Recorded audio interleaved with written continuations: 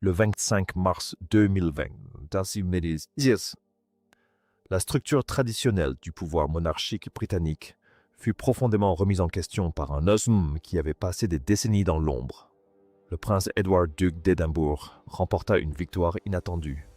Il ne l'obtint pas par des déclarations publiques fracassantes, ni des interviews médiatiques, mais grâce à un travail minutieux de collecte de documents historiques et juridiques.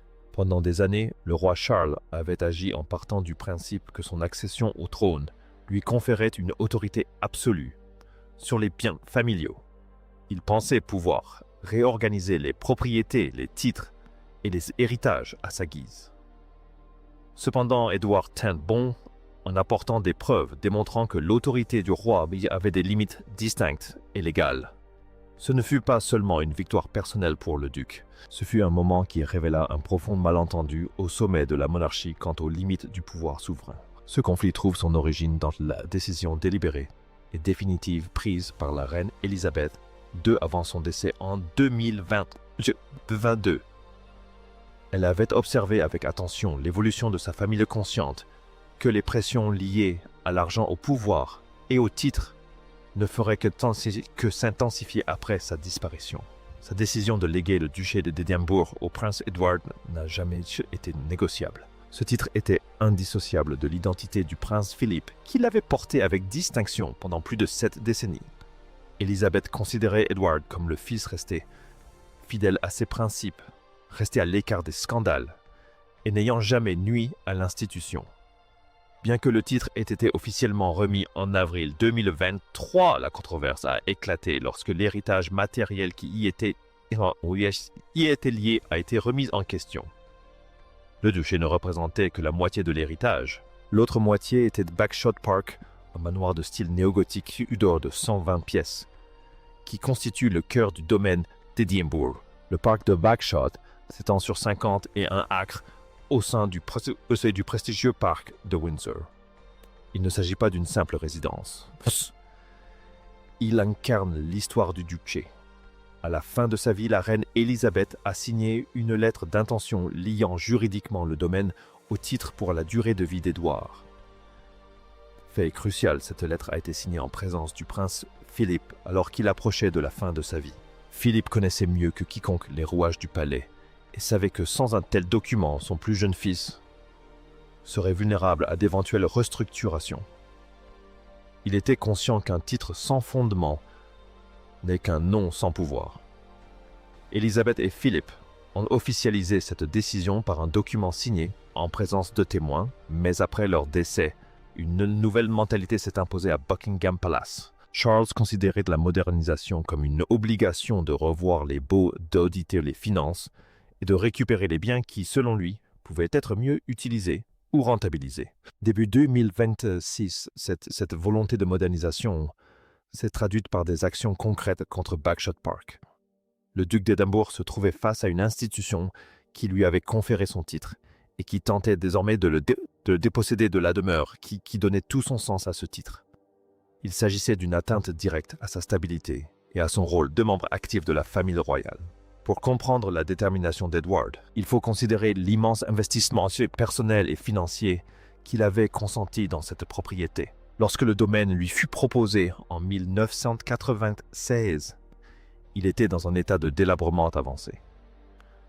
Le bâtiment était vétuste et avait été négligé pendant des années par le Crown Estate, qui avait envisagé de le transformer en hôtel ou en centre de conférence.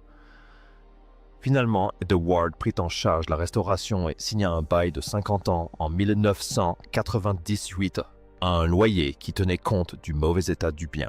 Edward investit 1,36 million de livres sterling de sa fortune personnelle dans la restauration, argent qu'il avait gagné grâce à ses activités privées, avant de devenir membre à part entière de la famille royale. Au total, les réparations s'élevèrent à près de 3 millions de livres sterling.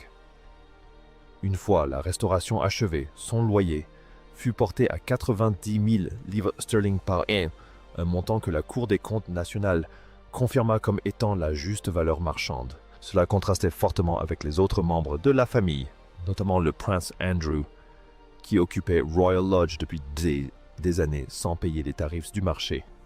Edward, quant à lui, respectait des règles, payait ses propres dépenses et transformait un passif en un actif de 30 millions de livres pour la monarchie.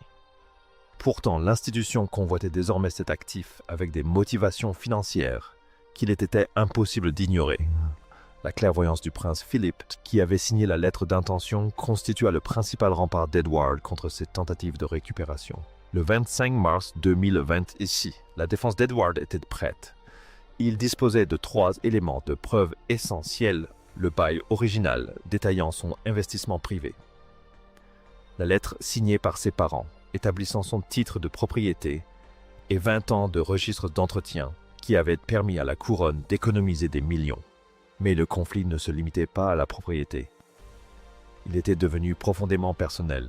Plus tôt dans l'année, des fonctionnaires du cabinet de la reine Camilla s'étaient présentés à la résidence royale d'Édimbourg sous prétexte d'un audit de routine des bijoux. Ils prétendaient effectuer un contrôle du patrimoine national, mais leur véritable objectif était le diadème Anthem. Cette couronne n'était pas un objet quelconque des archives royales.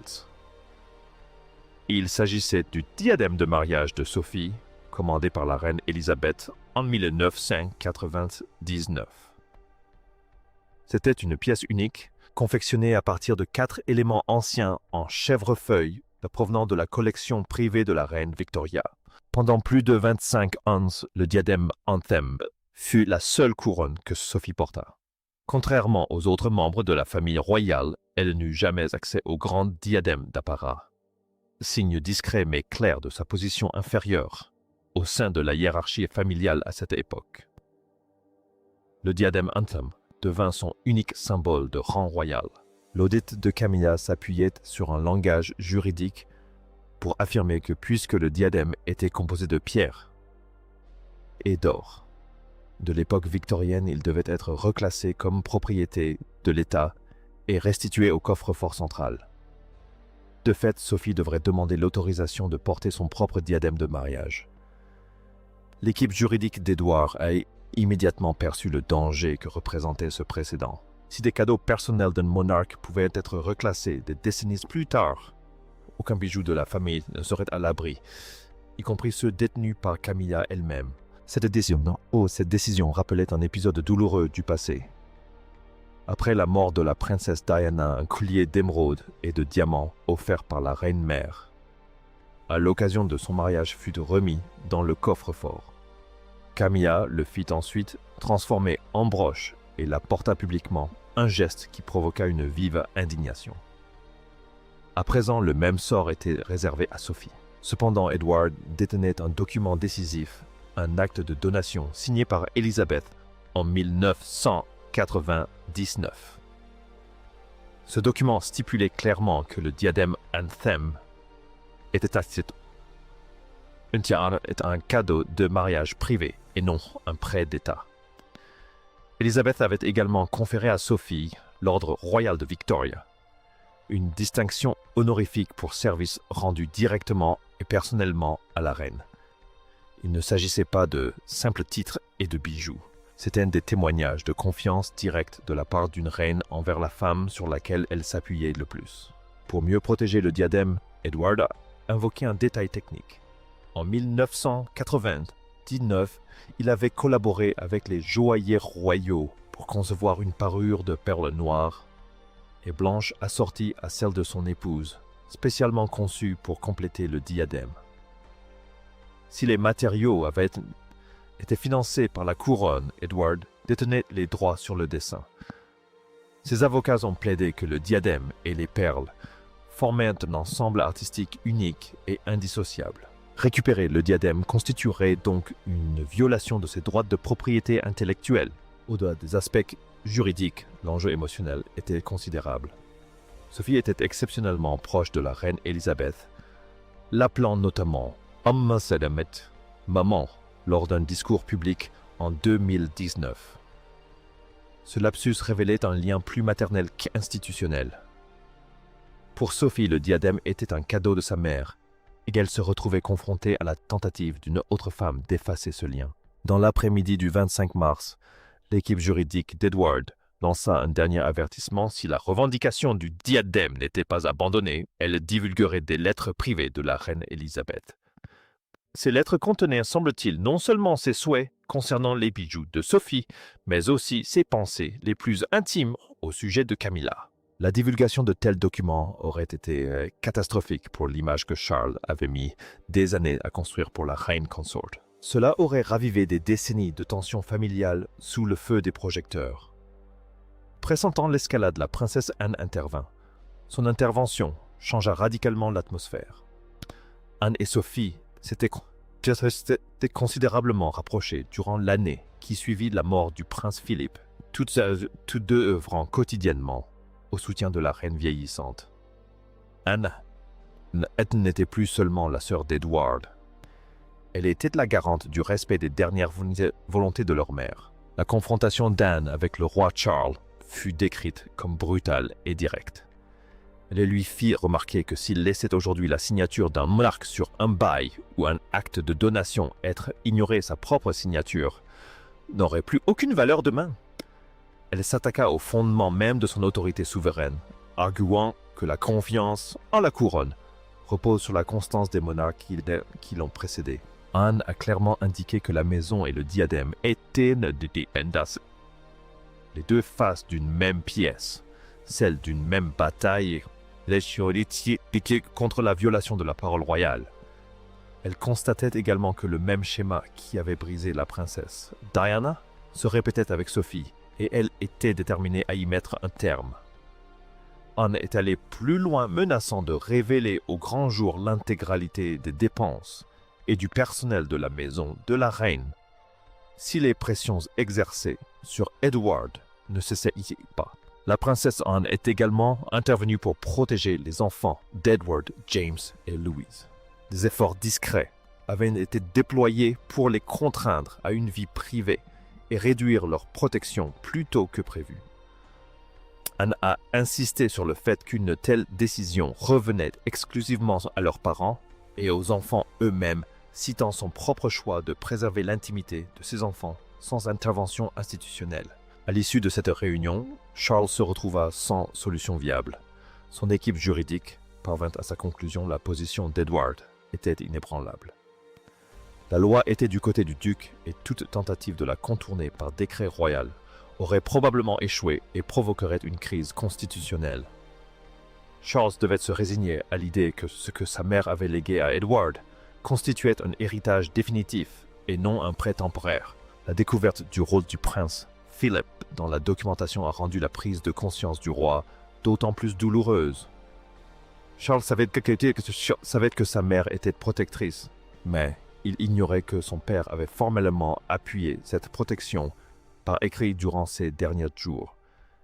Cette union de ses parents a fait apparaître les efforts de modernisation du roi comme une trahison envers sa propre famille. Malgré la défaite judiciaire, l'atmosphère au palais restait tendue. Le cabinet de Camilla continuait de prôner un contrôle centralisé, semant la discorde parmi le personnel. Le ressentiment envers la reine grandissait et des fuites commencèrent à apparaître, chacun prenant parti. Le palais d'ordinaire, un bastion de communication maîtrisée, était désormais un foyer de division interne. Charles a finalement tenté de contourner la procédure légale en adressant à Edward une lettre manuscrite privée, lui demandant une réunion de famille pour régler l'affaire à l'amiable. La réponse d'Edward a marqué un tournant dans leur relation. Il a refusé de se rencontrer sans la présence de toute son équipe juridique. Il n'était plus le cadet en quête de paix. Il était devenu un homme protégeant l'avenir de sa famille, d'un système auquel il ne faisait plus entièrement confiance. Le soir du 25 mars 2026, le palais fut contraint de rendre ses services par écrit. Une note officielle du bureau du maître de la Maison des Joyaux confirma que le diadème de l'hymne resterait sous le contrôle privé exclusif de Sophie. Simultanément, l'inspection de Bagshot Park fut brutalement interrompue. Le texte officiel présentait la décision comme une reconnaissance du rôle de la Maison d'Édimbourg dans l'entretien du domaine, mais en réalité, il s'agissait d'un recul significatif de la couronne.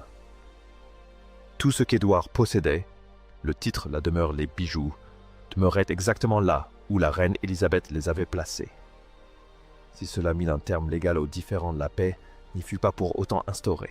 La relation entre Charles et Edward a été profondément transformée, passant d'un lien personnel à une interaction formelle fondée sur le devoir.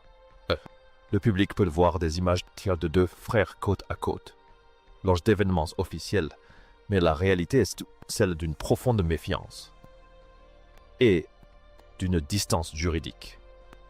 La structure de la monarchie a évolué, créant deux centres de pouvoir distincts au sein de la famille. D'un côté, Charles et Camilla militent pour une institution rationalisée et mieux contrôlée. De l'autre, une alliance protectrice s'est formée entre la princesse Anne, le prince Edward et Sophie, avec le soutien discret de William et Catherine. Cette division est désormais une réalité incontournable de la monarchie moderne. Pour James Comte de Wessex et Lady Louise, ce moment est une leçon fondamentale. Ils ont vu leur père mener une bataille discrète et documentée contre le système et remporter la victoire. James héritera un jour du duché d'Édimbourg, mais il le fera en sachant que l'institution qui donne peut aussi tenter de reprendre. Cette conscience engendre une prudence qui définira sa loyauté pour le restant de ses jours. Le roi Charles conserve sa monarchie simplifiée et son autorité formelle, mais il a perdu la confiance totale de son frère. Édouard avait été un fidèle serviteur de la couronne pendant des décennies, ne demandant rien d'autre que de conserver ce qui lui avait été légitimement donné. Cette perte de confiance est un coup dur discret, mais significatif, porté au règne du roi. Bien après que les dossiers juridiques soient classés et que les gros titres s'estompent, le souvenir de cette confrontation restera vivace. C'est un rappel que même un roi doit honorer les promesses du passé s'il espère assurer l'avenir du trône. Le silence qui règne désormais à Bagshot Park n'est pas celui de la paix, mais celui d'une victoire chèrement acquise dans une guerre qui n'aurait jamais dû avoir lieu. L'issue de mars 2026 a témoigné du pouvoir des mots et de la ténacité de ceux qui privilégient le devoir à l'ambition. La victoire d'Édouard fut une défense de l'héritage de ses parents, autant que de sa propre famille. Il a prouvé que même au sein des institutions les plus anciennes, la justice peut triompher grâce à la préparation et au refus de se laisser intimider. Alors que la monarchie continue d'évoluer dans un monde en mutation, les événements de ce printemps resteront gravés dans la mémoire collective, témoignant du jour où le duc d'Édimbourg a tenu bon. La couronne demeure un symbole d'unité nationale, mais en coulisses, elle représente une famille, aux prises avec les complexités du pouvoir de la confiance et le poids persistant de l'histoire. Lorsque l'histoire se penchera sur cette époque, l'épisode du diadème, d'Anthem et de Bagshot Park apparaîtra comme un tournant. Il marqua la fin du contrôle souverain absolu sur les biens familiaux et le début d'une monarchie royale mieux encadrée juridiquement. Les œuvres reçues, conservées par Édouard, étaient bien plus que de simples documents financiers. Ils constituaient le rempart de la dignité de sa famille. La monarchie poursuit son chemin, mais elle devient une institution plus fragile et plus prudente. L'héritage de la reine Élisabeth II et du prince Philippe fut préservé, mais au prix d'une rupture fraternelle irrémédiablement brisée. Les répercussions de ce conflit se feront sentir dans le rôle de la jeune génération. James et Louise ont constaté que l'intégrité de la couronne repose sur le caractère de ceux qui la portent, et le courage de ceux qui la servent. Ils comprennent que leur place dans l'histoire royale ne se limite pas aux cérémonies, mais concerne les droits légaux et moraux qu'ils doivent être prêts à défendre. Le silence du palais est souvent confondu avec l'harmonie, mais comme l'ont prouvé les événements du 25 mars 2026, il est souvent le prélude à une tempête qui bouleverse tout. Le duc d'Édimbourg a veillé à la sécurité de sa demeure et de la couronne de son épouse, mais le véritable prix de cette sécurité restera à jamais un mystère. En fin de compte, la monarchie repose sur un équilibre entre le sacré et le légal, le personnel et l'institutionnel. Lorsque cet équilibre est rompu comme ce fut le cas, lors de l'audit des bijoux de Sophie et de la révision du bail d'Édouard, les conséquences peuvent redéfinir un règne. Charles a appris que l'ombre de ses parents demeure puissante et protectrice, s'étendant des archives pour limiter son pouvoir. Édouard, quant à lui, n'apparaît pas comme une victime, mais comme un défenseur des promesses de la vieille garde.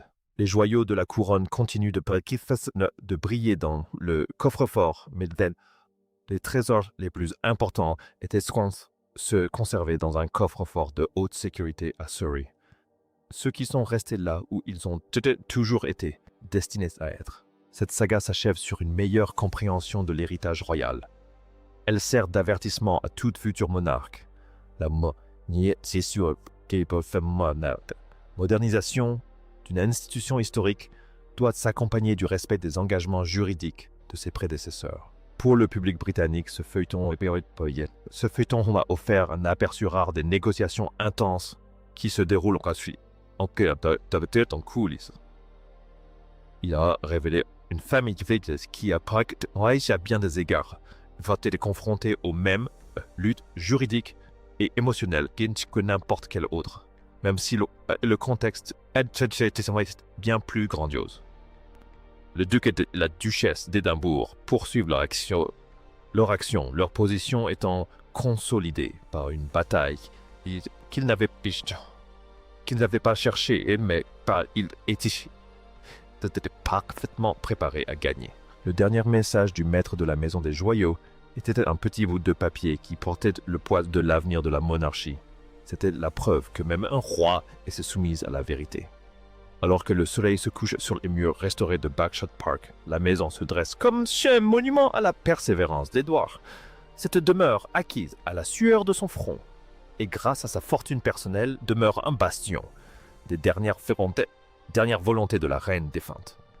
La monarchie perdure, à jamais transformée par le jour où un prince discret a décidé que certaines choses ne s'achètent pas et que certaines promesses sont trop sacrées pour être trahies. Les relations entre les membres les plus importants de la famille royale resteront scrutées de près, mais les limites sont désormais clairement définies.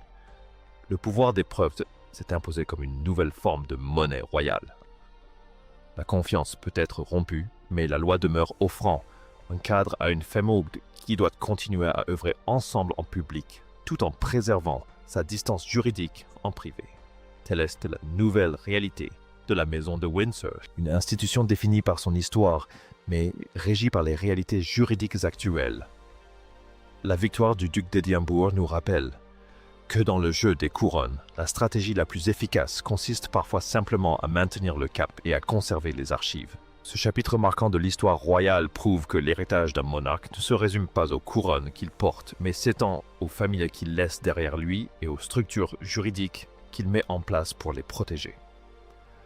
La clairvoyance de la reine Élisabeth II, alliée à la protection pragmatique du prince Philippe, a permis que leur plus jeune fils ne soit pas marginalisé durant le nouveau règne. Le diadème Anthem demeure un symbole de la place indéfectible de Sophie au cœur de la famille. Une couronne inaliénable, car offerte par amour et protégée par la loi. La monarchie poursuit sa longue marche à travers le temps, portant les stigmates de ce conflit interne, mais plus forte encore grâce à la lucidité qu'il a engendrée. Alors que nous nous tournons vers l'avenir des Windsor, les événements de mars 2026 témoigneront du fait que la loyauté est une relation réciproque. Un monarque se doit de rester fidèle aux décisions de ses prédécesseurs s'il attend la même loyauté de ceux qui le servent aujourd'hui. Le duc d'Édimbourg a démontré que la discrétion au service du peuple n'est pas synonyme de faiblesse et que souvent, celui qui parle le moins est celui qui a le plus à dire au moment opportun. L'histoire de la maison et du diadème est enfin terminée, mais l'impact de cette bataille se fera sentir aussi longtemps que la couronne du Royaume-Uni existera.